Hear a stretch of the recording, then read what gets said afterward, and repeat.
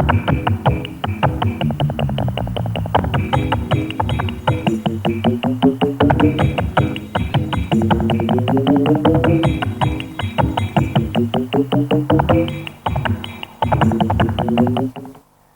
welcome to tonight's FMP satellite broadcast on eye cases in general practice. This evening I've asked Dr Vicary to present a number of cases for discussion. Diane is an ophthalmologist in private practice in Brisbane and visiting ophthalmologist at the Royal Brisbane Hospital and the glaucoma clinic at the Repatriation Hospital at Greenslopes. Her special interests include glaucoma and cataract surgery. Welcome, Diane. Thank you, Peter. After we present each clinical problem, we'll give you some time to consider the diagnosis and management and then discuss the case. We'll have time after each breaks tonight and the end of the program for questions on the cases we're presenting and clinical problems in other areas of ophthalmology. As usual, our 88 number is 008 177 546. Okay, well, let's get underway and I'll ask Diane to present case number 1. Thanks, Diane. The first case is that of a 60-year-old male. He presents with bilateral red sore eyes. He complains of a gravelly sensation and a watery discharge. He's examined by his doctor and a diagnosis of conjunctivitis is made. He's given a script for chloromycetin drops and told to use them 2 drops every 2 hours. He returns a day later with his eyelids swollen, red and very itchy, with an appearance as in the next slide. The slide was taken after fluorescein staining, thus the yellow appearance, but in fact there was no staining of the cornea itself. What is the diagnosis and management of this case? Thanks, Diane. We'll give you about 30 seconds to consider the diagnosis and management, and then we'll come back to discuss the case.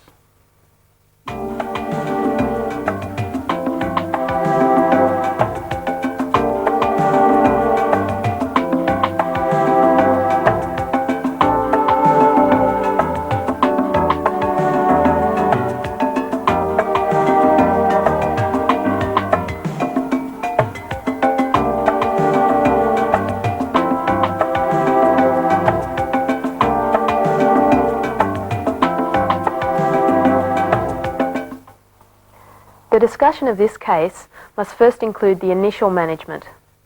The diagnosis was essentially correct, probably viral conjunctivitis. But the management is saltwater bathing, about 3 times daily, and no topical antibiotics unless there is a purulent discharge. If antibiotics are prescribed for bacterial conjunctivitis, the dose is 1 drop, not 2, about 4 times a day. When our patient returns after 24 hours, the clinical appearance is diagnostic of a sensitivity to his topical medication. The slide shows the typical erythema of the lids and dry scaling skin, which is the most common appearance of topical sensitivity. Sometimes sensitivity reactions can be so bad that they mimic preseptal cellulitis.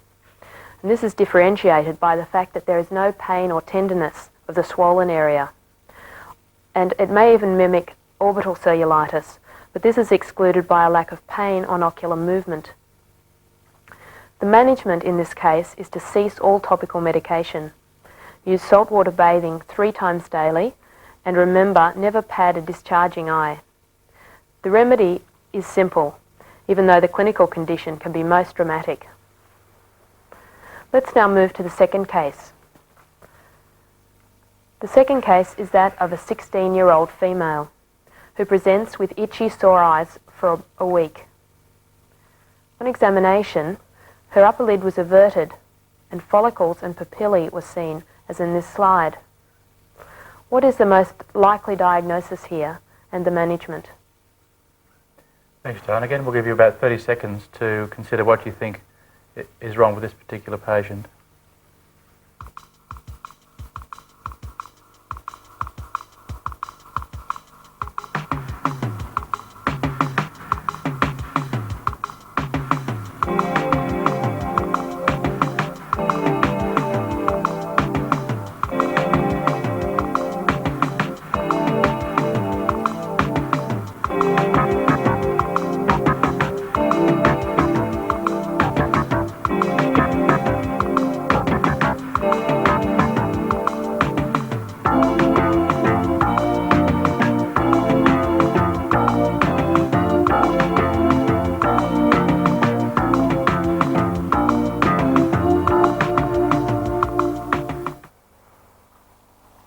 differential diagnosis should include allergic or vernal conjunctivitis, but infective causes should be excluded, and these are chlamydia, herpes simplex, and adenoviral, and swabs should be taken for all of these. The diagnosis is in fact vernal conjunctivitis. If the symptoms and signs are severe, then Predsol 0.5% drops should be given. 1 drop 4 times a day for 2 weeks should be adequate. But never use steroids topically for more than 2 weeks without further consultation because of the risk of complications from the treatment. And these include glaucoma, cataract and corneal ulcer. After a short course of topical steroids, Opticrom 2% or sodium cromolyn 4 times a day can be used for a longer time to prevent recurrence. Or you can use Albolon A drops, which contain a mild vasoconstrictor and an astringent, naphthalene, and also an antihistamine, antizoline. If the symptoms and signs are mild, then vernal conjunctivitis is best managed without topical steroids. And it's best to use Albolon A about 4 times daily for 2 weeks, and then as required. Opticrom is an SP item, and there have been some shortages recently, but we're now assured that the supply is back to normal. Thanks, Diane. If you'd like to ask questions on the cases we've just discussed, then please phone through your questions while we have our FMP News segment. So let's have FMP News segment now, and then we'll come back to discuss the cases. On tonight's FMP News, the RACGP FMP update course for general practitioners, the North Queensland Faculty Weekend, and important dates to note regarding the 1992 Fellowship Examination.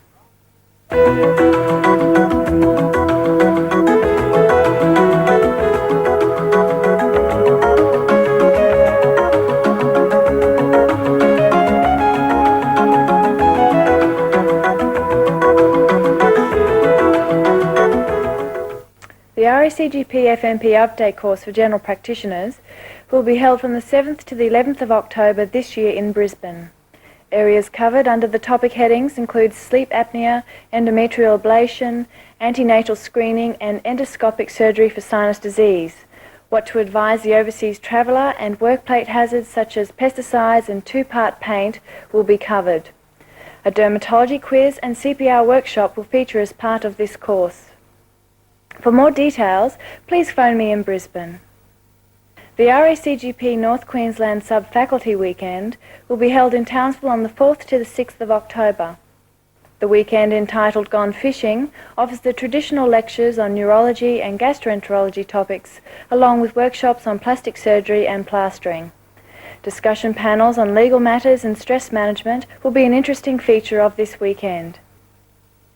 A parallel seminar for receptionists will be held on the same weekend.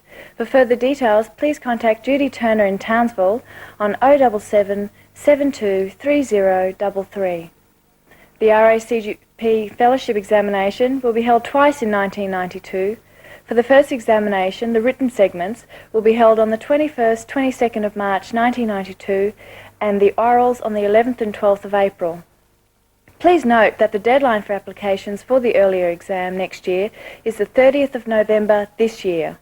The deadline for submission of log diaries and case commentaries is the 18th of December also of this year. A reminder that if you are an FMP trainee in your final year in 1992, then you are expected to sit the examination during that year.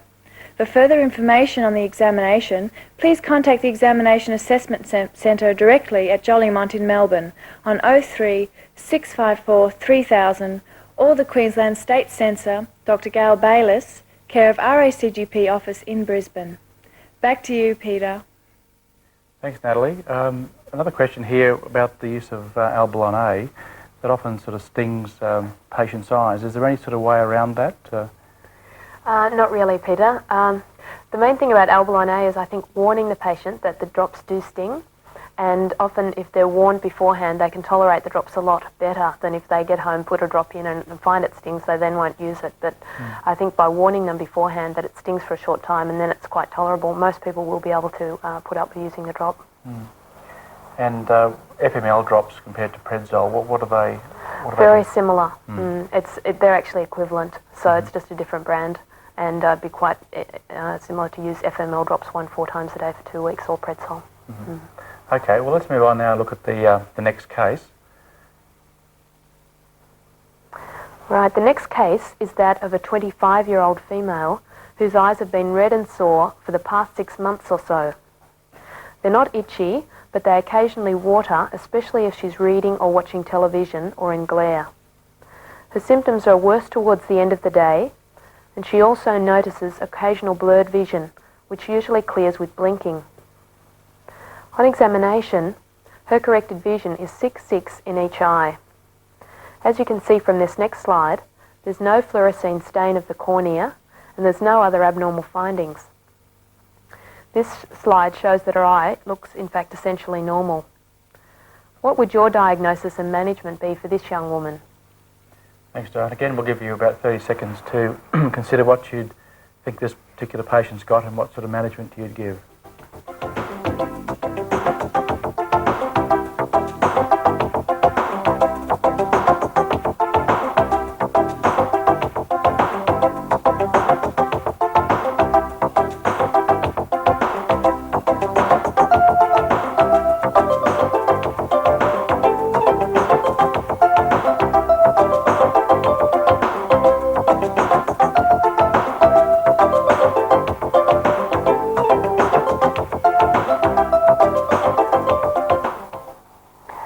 The diagnosis in this case is made from the history alone.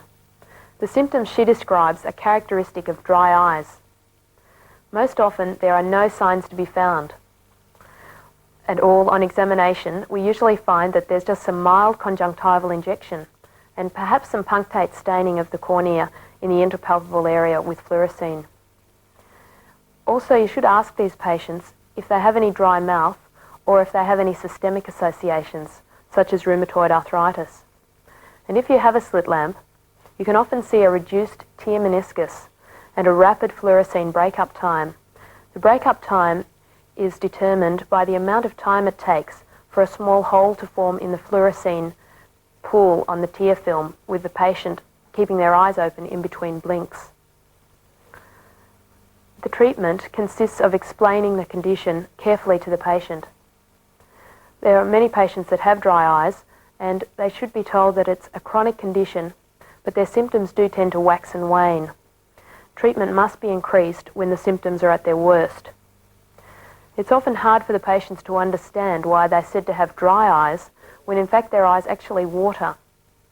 And it should be explained that it's their basal tear secretion that's deficient in most cases, and that in the majority of cases reflex tearing is intact. Thus, if they cry emotionally or if a foreign body is present, they do have plenty of tears. But it's the ocular surface that becomes so dry that it actually stimulates or overstimulates their reflex tear secretion from the lacrimal gland, and thus tearing occurs. This excess tearing can be minimized by the use of tear film supplements.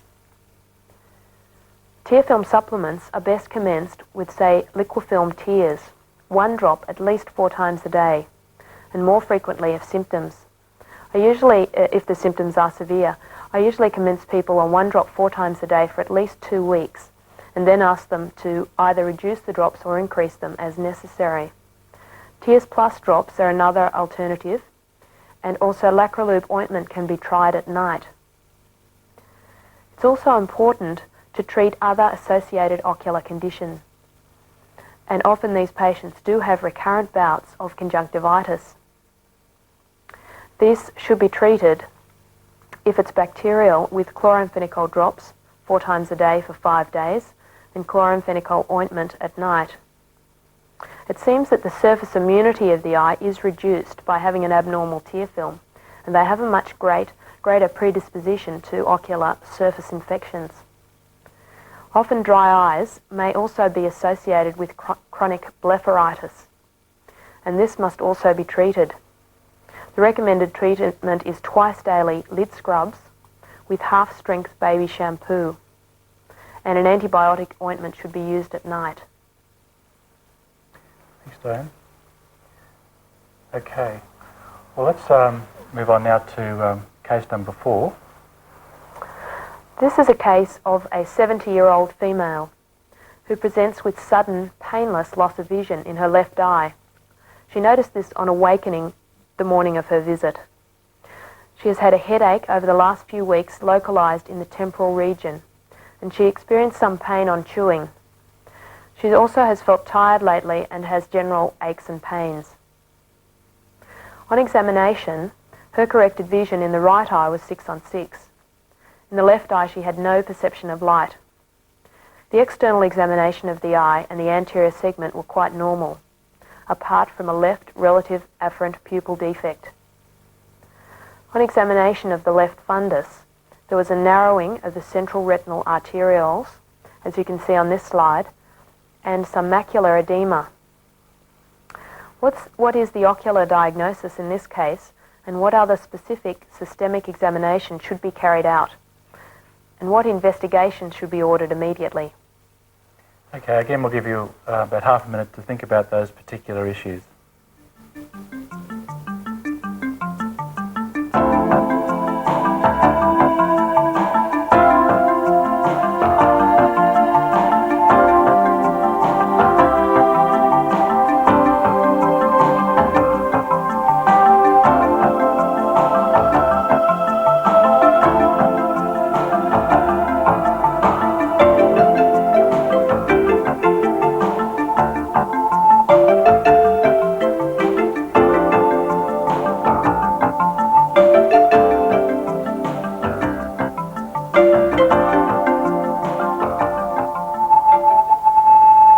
The ocular diagnosis is a left central retinal artery occlusion.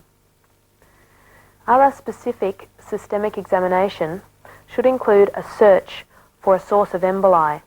As can be seen on the next slide, the carotid should be auscultated for bruits, and cardiac auscultation should also be performed for murmurs.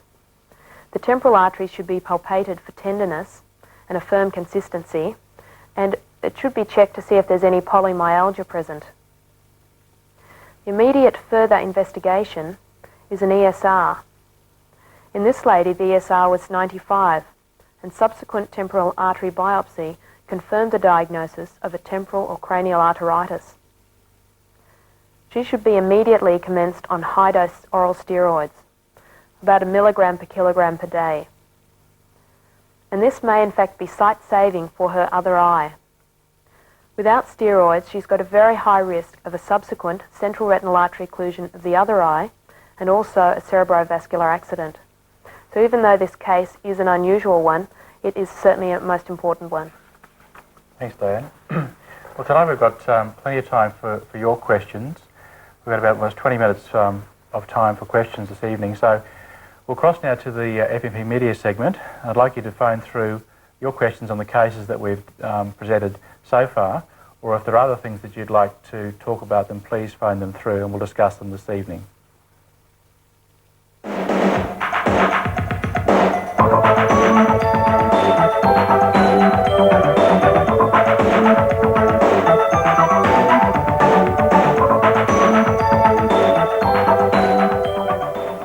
On tonight's media segment, we would like to show you part of an award-winning videotape produced by St Margaret's Hospital in Sydney on postnatal depression.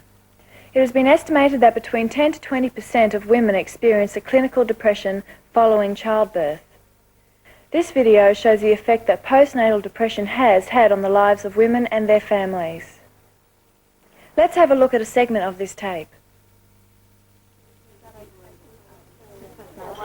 These women have all experienced postnatal depression, a condition which affects the health and well-being of around 48,000 Australian mothers and their families each year. St Margaret's Hospital Complex, concerned for the welfare of mothers and their babies, recently hosted a seminar for health and welfare professionals to attempt to expand the knowledge and understanding of an illness which has been largely ignored. The seminar concluded that there's a desperate need for a better understanding of the implications of postnatal depression. Under the guidance of therapist Jutta Bowman, the women gathered together to share their experiences. but I've only just started going to the postnatal depression group 2 weeks ago, and William's now 18 months old.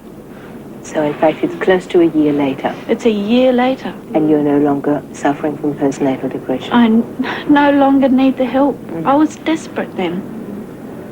Really desperate. But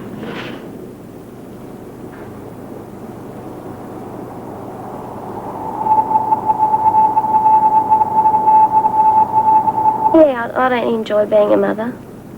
I feel really guilty because I don't enjoy it, and at the moment I'm trying to go back to work and I can't get the hours that I want to suit my baby, so that makes me more angry.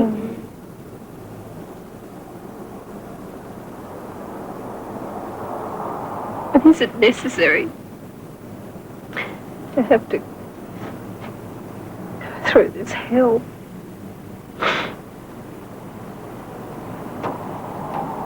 When, as you say, if you'd have got some help initially, it wouldn't have just spiraled.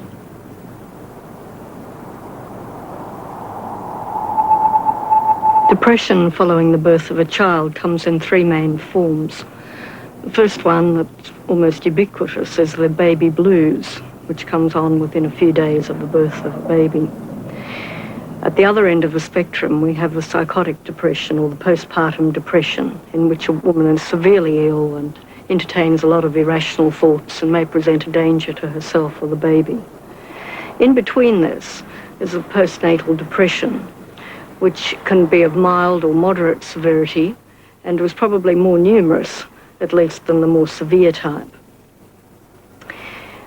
It's probably been around for a very long time, some form of postnatal depression, but it may be that in recent times, the current social climate, that there are certain factors that make this condition more likely to occur. This excellent tape is available from FMP in Brisbane, but please note that there is a waiting list for this tape already. Following our last broadcast on computers in general practice, a June 1991 7th edition of the RACGP Medical Computer Business Directory has been released. This publication lists over 50 computer medical software suppliers and their products. It's available from the publications section of the college, Free Post 318, RACGP, 70 Jollymont Street, Jollymont 3002, or phone 03 654 3000. Thanks, Peter. Thanks, Natalie. We've got a call now from Charleville. Go ahead. Hello. It's coming through now. Okay, we'll just come back to that call. We seem to be having a few technical problems this evening.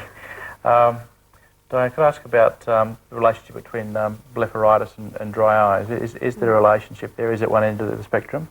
Yes, there is quite a strong relationship there, and I think it's important to recognise that a lot of patients presenting with chronic blepharitis do have underlying dry eyes, and it's important to treat both of the conditions. If you're just purely treating the blepharitis, they'll still have chronically irritable eyes, and so it is very important to identify the dry eye problem and treat that as well as the blepharitis. And for how long do you need to sort of continue with the with blepharitis as a sort of a chronic condition? I mean, how long do you sort of treat it with sort of antibiotics and... Yes, Peter, often you have to treat blepharitis continuously. A lot of patients that I've got are on continuous treatment, and it is very difficult because of all the complication of long-term antibiotics, and some of them get very dependent on steroids also. And I'd certainly recommend not using steroids unless you're absolutely desperate to try and keep people on the daily lid scrubs, and even liquid-film tears can be enough, and then they just use the chloromycetin at night during exacerbations. And similarly, if that's not enough to control it, then just a short course of steroid ointment, usually high core, 0.5% or 1% at night, for a couple of weeks, and that'll often settle their symptoms down enough to control it. Great, okay. We've got the phone call now. Hello? There we are. Can you hear me now? Yes, Chester. Right, I was going to go back to the books for this one, but it was an interesting one to start discussion, and you'll be useful in telling me where to go next. Young lady of 18 rolled in this afternoon with a pterygium, asking if I'd do something about it, and then said that she'd been to Brisbane to have her cataracts checked out. So I picked up an ophthalmoscope, had a look, and by God, she was right. Now, her young sister at 16 also has cataracts, and her mother, at about the same age as she is, had cataracts and has IOLs, and has had for many years. Now, I just told her to go away and get me a family history of everyone else, just for my own interest, while I went back to the books. So consider yourself a very worthy and more pleasant substitute for the books, please.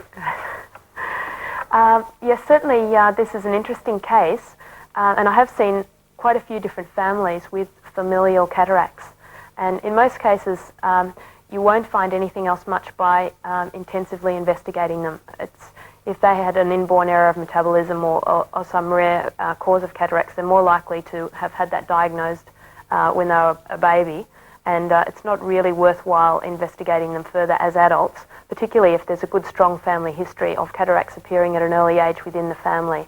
And so it's most likely just simply a familial cataract, and most of them do end up having very early surgery, often in their late teens or early 20s. Right. What are the ideas on genetic counselling for her? Yes, well, there isn't a direct... It certainly isn't an autosomal dominant or recessive condition. It's thought to be it can just generally run in the families as familial, and so you can't really say to them it's going to occur in 50% of cases. I think that you just have to say that they've got a high likelihood of having children with cataracts, but you can't really give them any definite idea, unfortunately. Right, and nothing I have to worry about doing her pterygium. No, I think probably the best advice is to try and avoid doing the pterygium as much as possible. I don't know what your thoughts are about pterygiums, but in Brisbane we generally try not to do them unless absolutely necessary. It tends to be a good deal drier and hotter here, and a fair number of them just won't tolerate it. Is that right? Because it doesn't settle down with the sunglasses, and you know, instead of scratching your eyes, scratch your censored, you know. Right, and do you have a high recurrence rate? Well, I was told that instead of using an ancient and dilapidated technique, I should just take them out. The only one I've had a recurrence of was one that I just removed and left to granulate up. And I've been doing some of the conjunctival transfer flaps. Right. Probably not as beautifully as Jeff Hill does them, but people from Tennant Creek smell the bloody seawater at Charlottesville and refuse to go any further. Right. Yes, Thanks I think very much for your comments on her anyway. Pleasure. Thanks, Chester. We've got another phone call coming through now. Hello. Peter, Harry Jacobs in Mackay. Can we hear from Diane about glaucoma screening in general practice? Sure, okay. Yes, I think that's a very important question, and it is absolutely essential in general practice. All patients over the age of 50 years should be screened second yearly and over 60 yearly for glaucoma.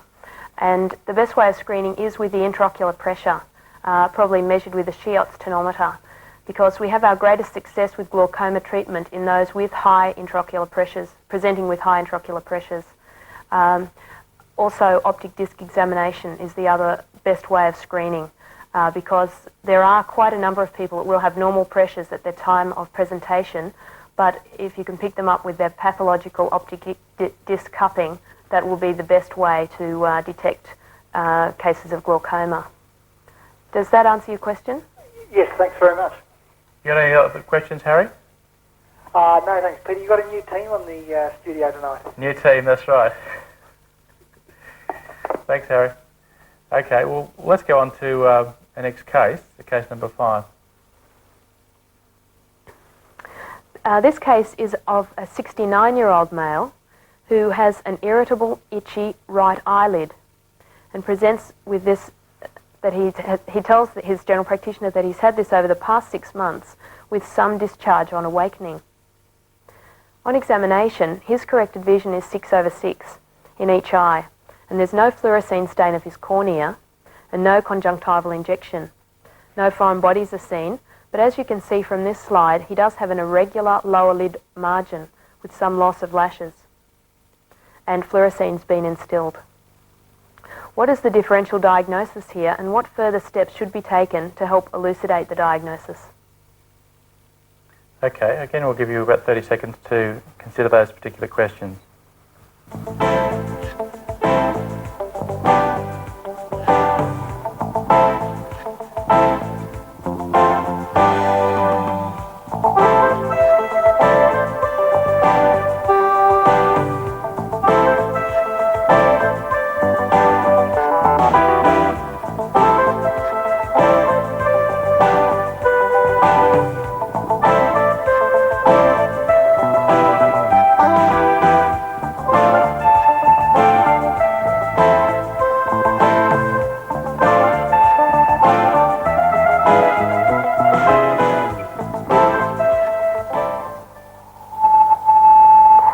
Differential diagnosis here includes chronic blepharitis and also lower lid basal cell carcinoma and perhaps a cicatricial ectropion. In view of the irregularity of his lower lid margin, a biopsy should be performed, either a shave biopsy or a wedge resection and closure. This was done and basal cell carcinoma was confirmed histologically. Thus, a total excision of the BCC is indicated, and in this case the lesion extends across the lower lid. The whole of the lower lid must be removed and reconstruction should be performed following excision, which would consist of a tarsal flap graft from the upper lid and a full thickness skin graft. Thanks, Diane. Okay. If you're taking off any lesions just below the eye there, what's the direction of the incision and which areas you need to be careful about? Yes, well that is a very good question actually, because of the chance of scarring and drawing the lid down and causing a cicatricial ectropion, that it's very important to excise any lesions below the lid with a vertical excision and direct closure, and this will stop the pulling down of the lid and the ectropion subsequently. Okay. Great, okay. We'll have questions after our next case, which is number 6. Thanks, Diane. Our last case is that of a 54-year-old male who presents with a red watering left eye for a week. He says it's not painful, but it is very sensitive to light. And on examination, there's fluorescein staining of the cornea, as shown in this slide. What would your diagnosis and treatment be? Thanks, Diane. Again, some more time to think about that particular case.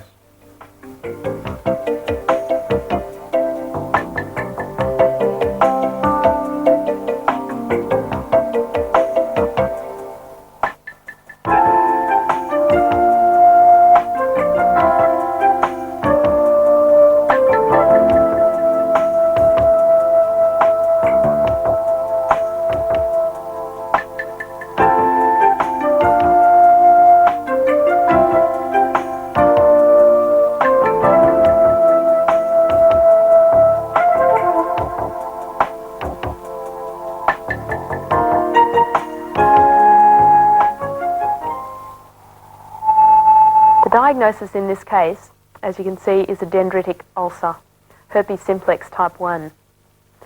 The treatment is initially mechanical debridement of the affected corneal epithelium. This is very important as it does remove most of the virus and improves the use of antiviral ointments or drops. The debridement is best done with a 25 gauge needle on the slit lamp if you have one and under topical anaesthetic. It should be then followed by an application of antibiotic ointment since you've removed the corneal epithelium and a firm double pad for about 12 hours. After this time, the patient should be asked to use Stoxel or idoxuridine ointment 5 times a day, and they should be monitored daily or second daily. The ointment is far more effective than drops because it does have a longer lasting time and better antiviral action. The Stoxel should be continued until there's no corneal staining and the vision returns to normal.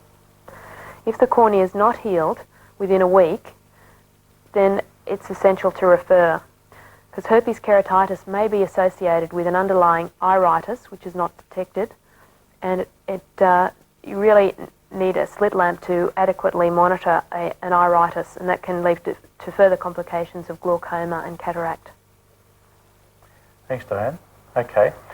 Well, we've got the rest of the program tonight, about 20 minutes left to take your questions. So if you'd like to discuss any of the cases that you've seen in practice, or if you've got any questions on the material that we've covered so far this evening, then please phone through.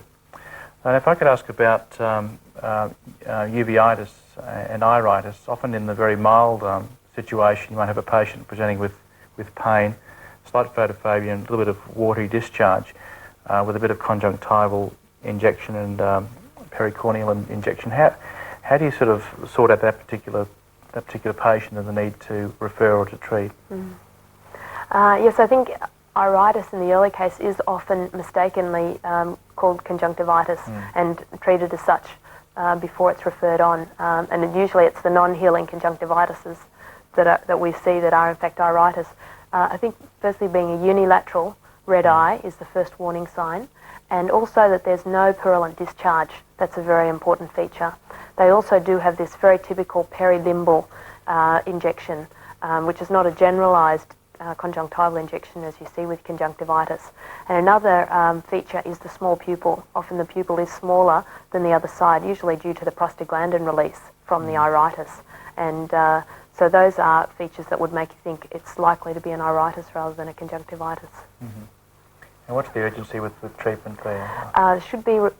Treatment should be started immediately.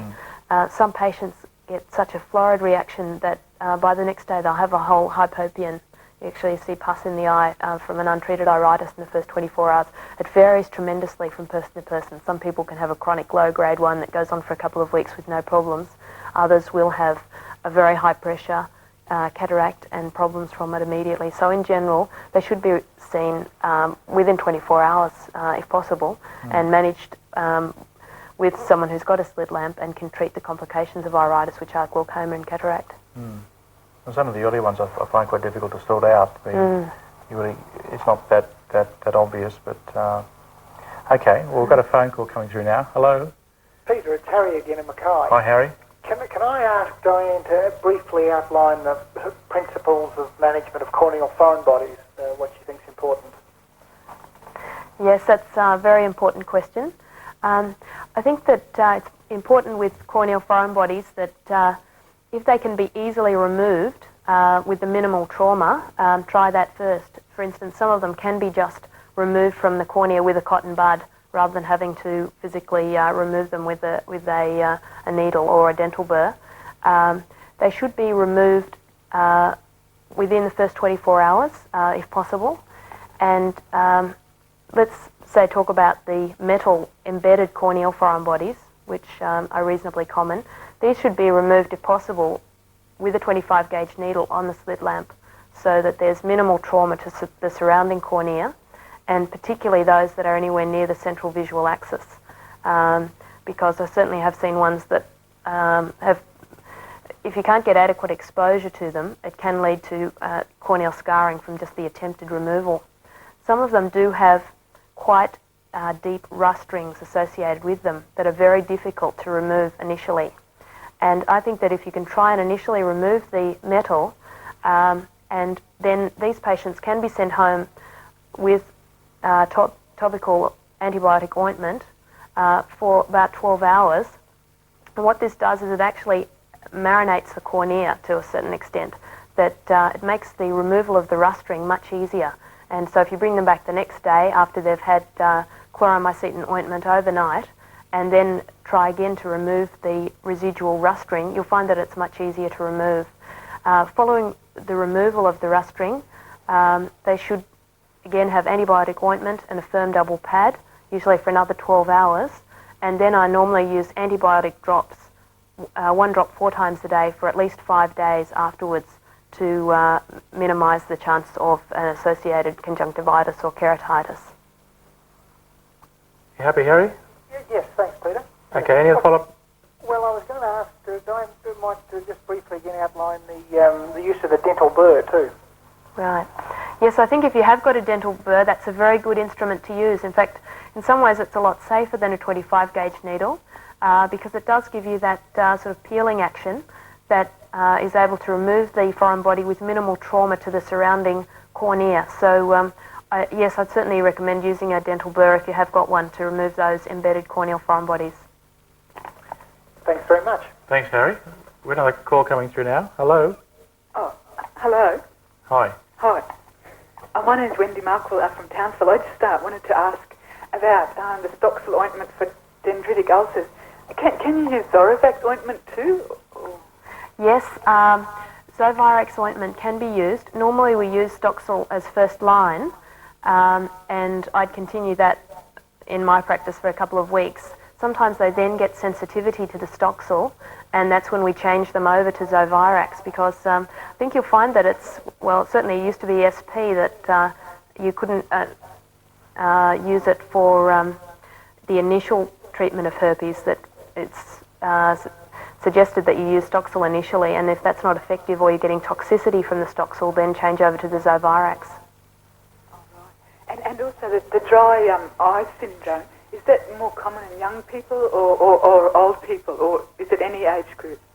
You certainly do see it in all ages, but a very common group is often the postmenopausal female, that it seems to be much more common. And even in those on hormone replacement therapy, I do see quite a lot with symptoms of dry eyes. And so I think that's an important age group to recognise it in. But also young women in their 20s is another common age group. It seems to be more common in women than men. Thank you very much. Okay, thanks for your question. Another call coming through. Hello. Pat Burns from Bundaberg. Hi, Pat. Just to follow up with the question to Diane about foreign bodies. When you remove a foreign body rough string with a dental burr, and sometimes you get a keratitis reaction, how do you treat that? Yes, that's another good question. Often you can get a slight stromal reaction around the actual area where the foreign body is removed, and there may even be associated a mild iritis. So in cases like that, firstly use a topical antibiotic to heal over the epithelium. Once the epithelium's healed and it's not staining with fluorescein, it may be worthwhile even a short course of some steroids, say FML 1 drop 4 times a day for 4 or 5 days, plus some topical antibiotics is probably a good idea too, and that will usually settle down any reaction around the foreign body and also any mild iritis that there may be. Thanks, Pat. And second question. Go ahead, Pat. With the blepharitis, when you talk about scrubbing the eye, do you really use a wire brush? No. There's several ways that patients can do the lid scrubs and don't use a wire brush. If you ask them to, probably the easiest way to do it is in the shower and just use a face washer. It is fine. And actually, if they put the shampoo on the face washer while they're in the shower and then just rub with the closed lids back and forwards gently along the eyelid margin, that's usually sufficient. The point of the baby shampoo is that if it gets in the eye, it's not irritable to the eye. But that's usually the best way of doing it when they're having a shower in the morning, and at night if they're washing their face to do it with a face washer. Well, thanks. You're right, Pat? Okay. Another question now. Hello.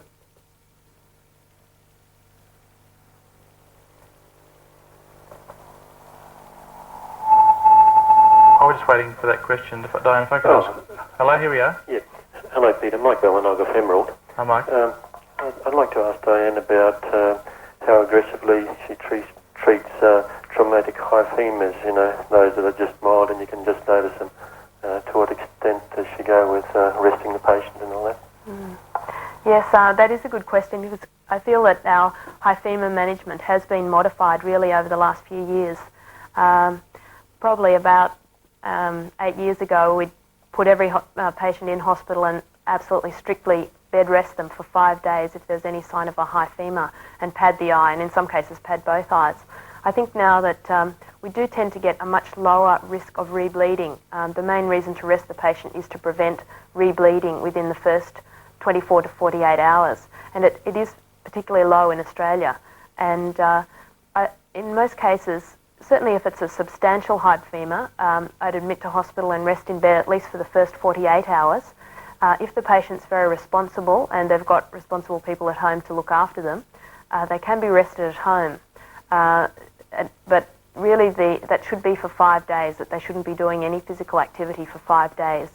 And I think that it's important to tell them not to take any aspirin-containing preparations because of the threat to rebleeding, and also to represent if they have any pain in the eye. That's the main sign that there's been a rebleed. And also the other risk is the raising the intraocular pressure.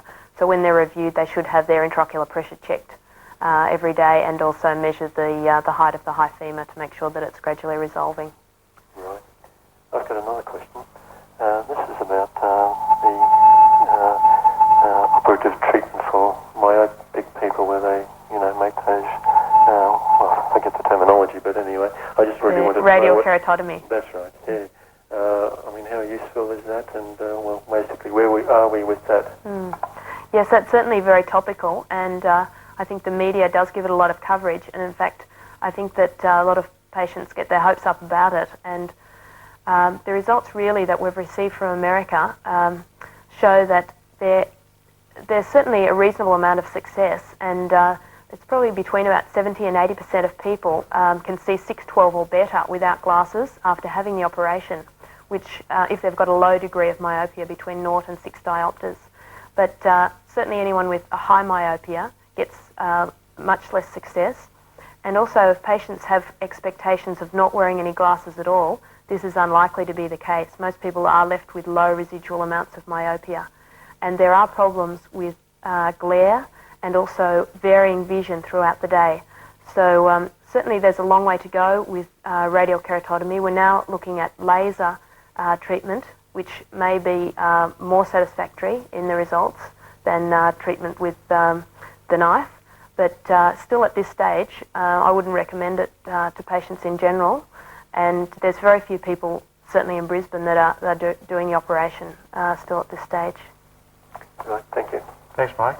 Okay, let's go to our next question. Hello. Right, am I connected then? G'day, Chester back again. Hello.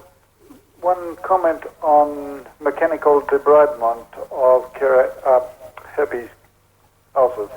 That seems to depend very much on which ophthalmological camp you were brought up on.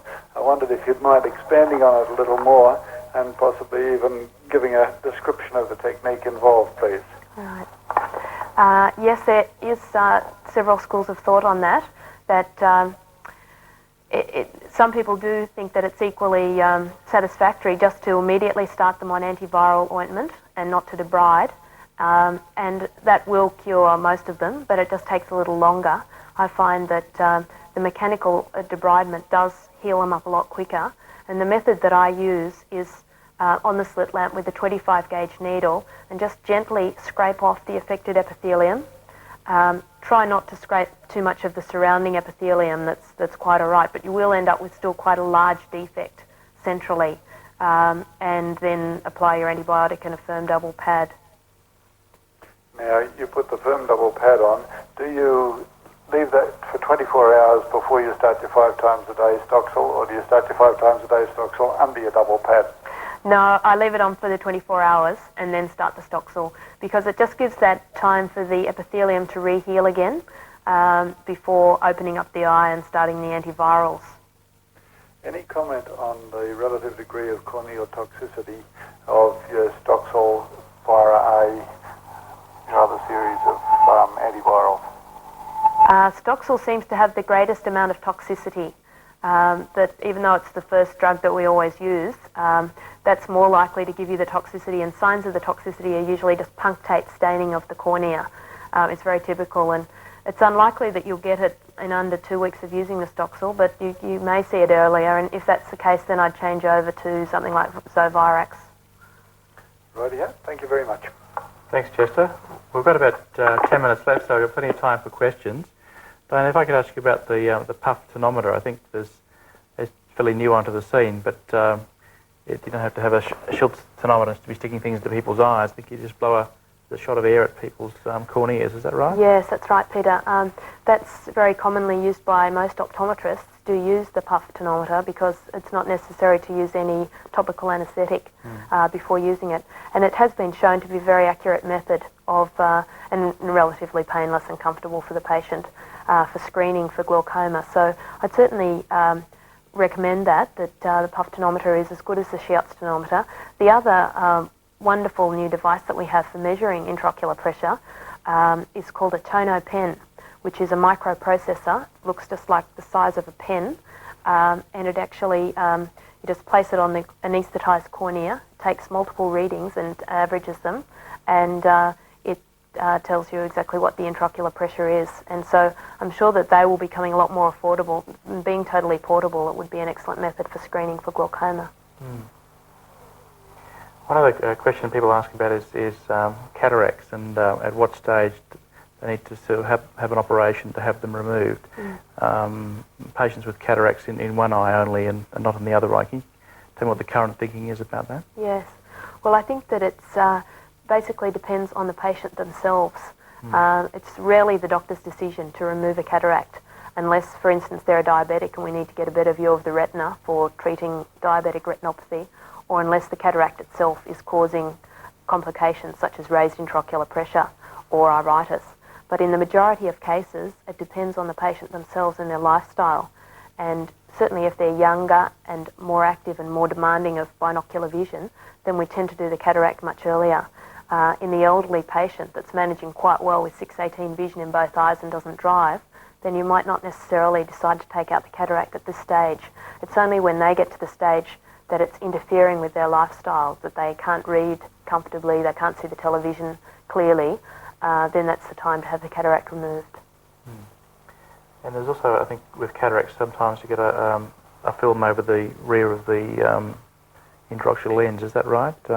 Yes, that commonly happens. That initially following cataract surgery, the patient will be very happy with the result. They can see perfectly clearly. But in a majority of the patients, after about 12 to 18 months, they do start to get posterior capsular opacification, and their vision can become quite cloudy. And if that's the case, then they should be referred, because they can have quite a painless operation, which is a YAG laser capsulotomy, where we open up the posterior capsule with a couple of shots from the YAG laser, and then they can see their original 6/6 vision again, so it's easily fixed. Right, okay. One question that I often get from patients is they're complaining of all sorts of floating things in front of their vision and flashing lights. When is that a significant problem, when you should be following that up further? Yes, so flashes and floaters are very common. Particularly the flashes are important, because the significance of the flash is that there is some retinal traction present. Floaters may just mean that there is the vitreous gel, as aging occurs, it becomes more fluid, and the proteins that are in the solution in the vitreous gel precipitate into little solids, and so the patient see the floaters. That is usually a benign condition and nothing to worry about. But if they do notice the flashes, then with that movement of the vitreous, its attachments to the retina have also been pulled on, and they may have pulled a small hole or tear. This can be treated successfully in the early stages with laser, which prevents any further problems. But if it's left, it can go on to a full retinal detachment, and once the macula has been pulled off with the retinal detachment, the chances of success are much less likely. So in general, all patients who complain of any flashes of light should be examined, should have a full retinal examination to look for that. And that means what, dilation of the pupil, general practice, dilation of the pupil and looking in, or does it need more specialised equipment? Certainly full dilation of the pupil and examination of the peripheral retina. So really you do need to have an indirect ophthalmoscope or a contact lens on the slit lamp to examine the peripheral retina, because that's often where the tears do form and can go undetected if they're not seen. Okay, great. Okay, we might close the program at this point. I'd like to thank Diane Vicary on your behalf for an excellent presentation and for answering questions in the area of eye cases. Thanks, Diane. If you have any further questions, Diane can be contacted through the Royal Brisbane Hospital or Rear Pat Hospital in Brisbane, or through a private practice at Fortitude Valley. Our program next month is on ENT cases, and Dr John Quayle has volunteered to appear on camera. So I'm going to be seeing him the next couple of weeks, so if you'd like any particular areas covered in this particular session, then please give me a call at Family Medicine Program. So until the 7th of October, our next program, good evening.